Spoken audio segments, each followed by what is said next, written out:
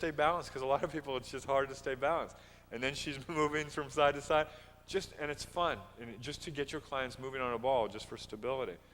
Next, she can have her client flip over and do what's called plank-type movements. And you can either use a ball or a floor for this.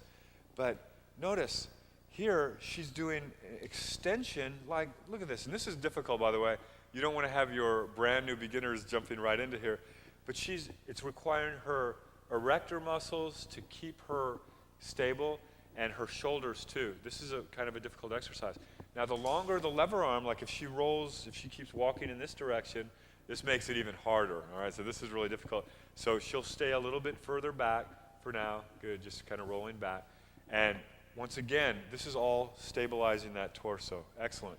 So I'm gonna let Katie just play with the ball a little bit, and then I'm gonna describe some of the exercises she's doing. Good. Now this one, she's flexing her spine, and as she's flexing, this requires tremendous abdominal strength, all right, moving through this range of motion. And shoulder stability as well. Good. And so go ahead and just keep playing, and we'll discuss each one. Now, this makes it a little bit easier, bending the knee, so that it's a strength exercise as well as a flexibility for that spine. It's flexing that spine, which is great. And always try to be able to show the exercises both ways. Like this way would be a beginner level 1, and level 2 would be with the legs straight, moving through that range of motion. Great.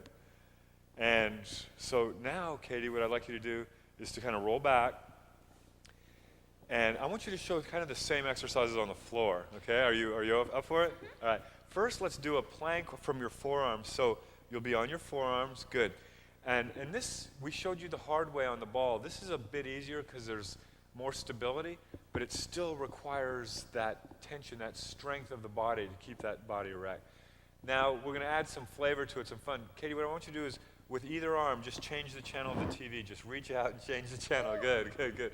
And then with your other arm, just grab your potato chips. Right. See how that requires the stability each time she changes arms.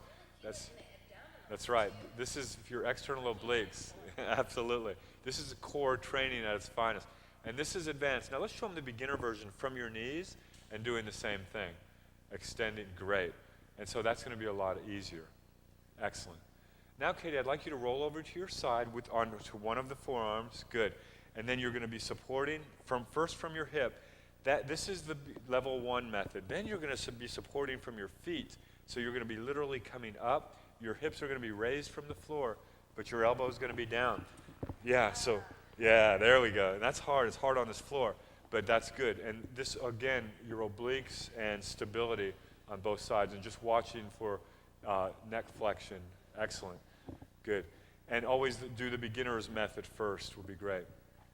Excellent. All right. So these are just some ideas of what you can do. And we also need to be training the back a little bit more from the floor. So go ahead, Katie, and roll over in a prone position. And I'd like you to just place your right arm out to the front and your left leg up. So you're lifting both. Good. And not high. Actually bring it down a little bit. All we want is an isometric contraction of these. Great. And then switch arms and legs. Good. Great. And again, in the fitness industry, they don't want you to do both arms and legs at the same time because of too much spinal extension. And yet, when you look at professional athletes and you look at a gymnast, or you'll see them doing extensive extensions. So it really depends on a person's activity level. Excellent. And then let's jump to our hands and knees, Katie. And from here, do the same quadruped movement. Right arm, left leg, great. And what you're, as a personal trainer, you're watching for that spinal stability, making sure that there's no torsion in the spine. Excellent. All right. One more. Good. And now what I'd like you to do this time, Katie, is raise your right leg back. And now this one's tough, your right arm out. Okay, so now this requires some balance. Yeah, that's right. Support your position. Good. Beautiful. And then come back down with both, and then switch arms and legs. Great. Yeah, reaching in both directions, lengthening your body, going through that range of motion. Beautiful, beautiful. Okay, great. So we're starting to understand now, it's not about just abs, it's about your back and putting it all together for the core. All right, ready for the third phase of this? All right, so we're up. Now, What I'm going to do is I'm going to punch you in the tummy, all right? Ready? Shoo! All right. You notice